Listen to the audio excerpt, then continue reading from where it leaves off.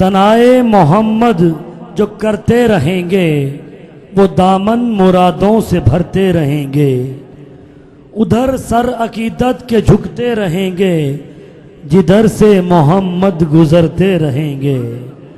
हयात उन पे कुर्बान होती रहेगी जो उनकी मोहब्बत में मरते रहेंगे। और उन्हें देखकर इस जहां के नज़ारे निगाहों से मेरी उतरते रहेंगे। रियाज उनके दामन से वाबस्ता रहना, रियाज उनके दामन से वाबस्ता रहना, तेरे काम बिगड़े संवरते रहेंगे। सनाए मोहम्मद जो करते रहेंगे वो दामन मुरादों से भरते रहेंगे। एक दफ़ा मोहब्बत से कहते हैं सुबहान अल्लाह। इन्हीं अशार के साथ मुल्तमिस हूँ ख़ुसूसी खिताब के लिए सैयद दिलावर हुसैन सोहरवर्दी साहब से कि वो आएँ और अपने खिताब से हम सब के दिलों को रोशन और मुनव्वर फरमाएँ। बिस्मिल्लाहिर्रहमानिर्रहीम। नहमदुहु व नुसल्ली अला रसूलिहिल करीम।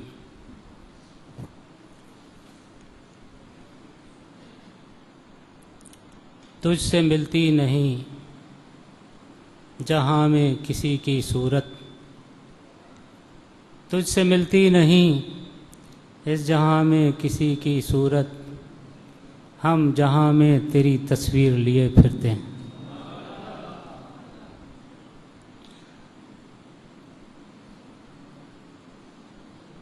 जिनकी बात अर्ज़ करने लगा हूँ, कुछ ऐसे हमें हस्तियाँ मौजूद हैं जिन्होंने उनकी ज़ाहिरी आँखों से खुद ज़ियारत की और उनकी सोहबत का फैज़ हासिल किया। नहायत ही खुश नसीब हैं वो आँखें और बड़ी कीमती हैं वो आँखें, और दिल खुश होता है उन आँखों को देख कर जिन्होंने ताज़तन क़िबला हज़रत कलंदर अली सोहरवर्दी रहमतुल्लाह अलैह की ज़ियारत की।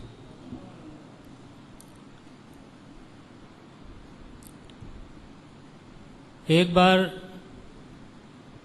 जब बैठा करें तो मुस्कुरा दिया करें, ये भी सदका है। खुश होकर बैठा करें कि कहाँ पे आए ये सारे सदमे गम तो बाहर ही छोड़ देने, जब यहाँ आ गए तो यहाँ तो बस खुशी खुशी है। और चूँकि उनकी खुशी का दिन है आज, उनका मिलाप अपने महबूब से हुआ, ज़िंदगी कामयाबी और कामरानी से गुजारी, अल्लाह और उसके हबीब के दीदार का दिन है उनका, और इससे ज़्यादा बड़ा खुशी का दिन क्या होगा कि अल्लाह ताला सब की कश्तियाँ पार लगाए उनके कदमों के सदके। छोटा सा एक वाक़या बयान करता हूँ, अगर ध्यान इधर रहे।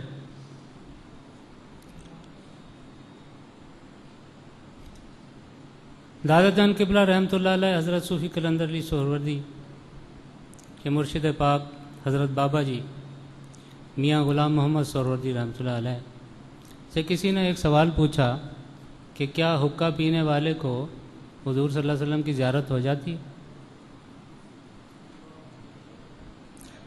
तो आपने तफसीलन तो बहुत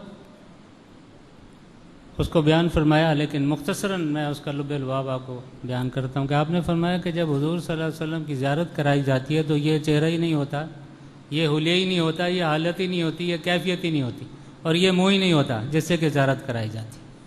तो जैसे इंसान को किसी शाही मेहमान खाने में ले जाया जाए तो उसका लिबास भी वैसे ही पहनाया जाता है उसको, तो इसी तरह से जब हुज़ूर सल्लल्लाहु अलैहि वसल्लम की ज़ियारत होती है तो ये मुँह नहीं होता, ये हुलिया नहीं होता, बल्कि ज़ियारत के वक्त कुछ और ही कैफियत होती हैं जिसमें उसको पेश किया जाता है। मैं आने लगा हूँ उस बात की तरफ कि मैं चूँकि बार बार कहते हैं अपने बुज़ुर्गों का नाम लेना एक अदब के लिहाज से तो हम उनको दादा जान क़िबला ही कहते हैं। तो दादा जान क़िबला रहमतुल्लाह अलैह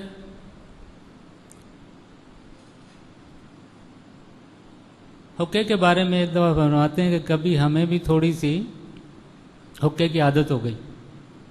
मफ़हूम बयान कर रहा हूँ क्योंकि हकीकतन तो जिन्होंने वो बात सुनी है वो तो सामने, मैं सिर्फ आपकी थोड़ी सी मोहब्बत में इजाफ़ा करने के लिए और मकाम कलंदर सोहरवर्दी रहमतुल्लाह अलैह की एक झलक, यानी वो तो उनकी शानें तो बेबहा हैं اور ان کی کرامات، اس سے بہت سارے چیزیں موجود ہیں پڑھنے کے لیے بھی۔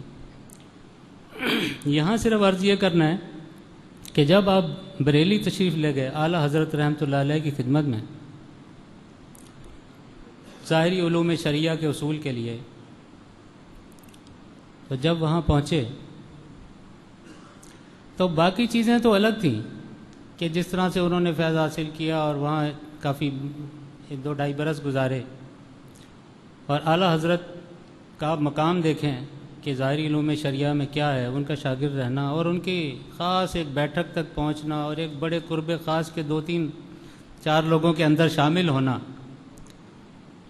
اب جو اس میں کمال کی بات آ رہی ہے اس پہ آپ کا دھیان ذرا ادھر رہنا چاہیے۔ اب بظاہر تو یہ بات حقے کی ہو رہی ہے، لیکن یہ جب کہیں پہنچے گی تو اب اس کا وہ نکالنا ہے کہ وہ ہے کیا۔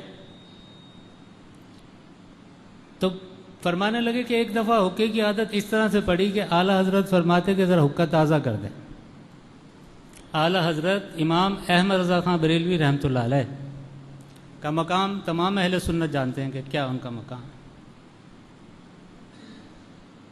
تو فرماتے کہ حقہ ذرا تازہ کر دیں، تو جب حقہ تازہ فرماتے تو کہتے اب اسے ذرا سلگا بھی دیں۔ اب سلگانے کا مجھے یاد ہے کہ بچپن میں ایک دفعہ میری نانی مرحومہ نے مجھے کہا کہ ذرا حقہ تازہ کر دیں، وہ تو کر دیا۔ جب سلگانے کا ٹائم آیا تو پتہ تھا نہیں۔ اب جب وہ کش اندر لیا تو سانس اندر کی اندر اور باہر کی باہر، تو وہ چونکہ کوئی تجربہ تھا نہیں۔ تو اب اصل چیز دیکھنے کی جو اس میں ہے وہ یہ ہے کہ جب دادا جان قبلہ رحمۃ اللہ علیہ جس حقے پر اپنے لب مبارک لگاتے تھے، اسی حقے پہ لب مبارک حضرت احمد رضا خان بریلوی رحمۃ اللہ علیہ لگاتے تھے۔ اسی حقے کی نالی پہ، جس نالی پہ قلندر علی سہروردی رحمۃ اللہ علیہ جب اسے تازہ فرماتے تھے، تو یہ شان دیکھیں ان کی کہ کہاں پہنچے تھے جو شاگرد وہاں اس وقت، لیکن کمال دیکھیں کہ استاد وہیں سے حقہ پی رہا جہاں سے شاگرد حقہ پی رہا۔ ہم جیسے ہوں تو پہلے ٹیشو پیپر لیں، پھر پتہ نہیں کیا کیا، پھر صفائی کریں، کیا کریں، لیکن وہ بھی جانتے تھے کہ ان کو کیا مقام ملنا ہے، کہاں ان کا اتنا انتظار ہو رہا ہے، کہاں انہوں نے مجدد سلسلہ عالیہ سہروردیہ، ایک سلسلے کی تجدید کرنا، ایک مجدد کرنا، یہ کوئی برسوں میں پیدا ہوتا ہے۔ تو کم از کم اس کے لیے 100 سال کا عرصہ تو چاہیے، ورنہ کئی 100 برس بھی لگ جاتے ہیں۔ تو تجدید سلسلہ میں ہمارے سرکار کا جو مقام ہے، آپ یہ دیکھیں کہ آج بھی ہمارے ہاں یہ روایت ہے، ہر کسی کو بیعت نہیں کیا جاتا۔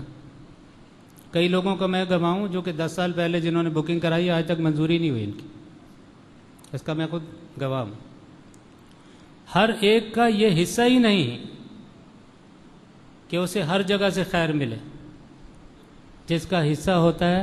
اور دادا جان قبلہ کی تو ایک ہی دعا جو آپ نے فرمائی تھی کہ میرے یہاں اسی کو بھیجنا جس کا کام بنانا ہو، اور جو آ گیا اس کو یقین رکھے کہ اس کا کام بننا ہے، اسی لیے اس کو بلائے۔ اگر اس کا کام بننا نہیں ہے تو اسے بلانے کی ضرورت ہی نہیں۔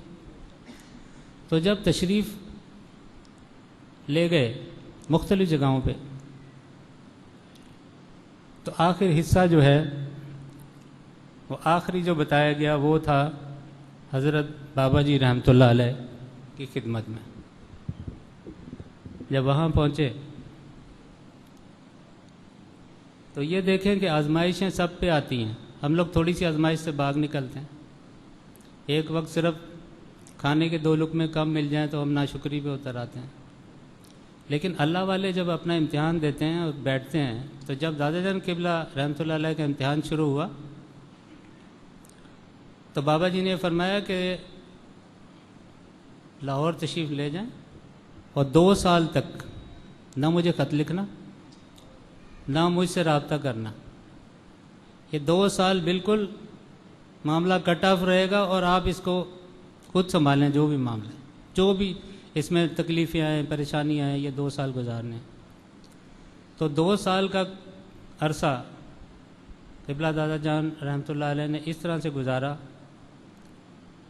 کہ آپ کی 2 انگلیاں گرم رہتی اور 2 انگلیاں ٹھنڈی رہتی، اور رات بھر اس کی اتنی تکلیف ہوتی کہ آپ کراتے رہتے۔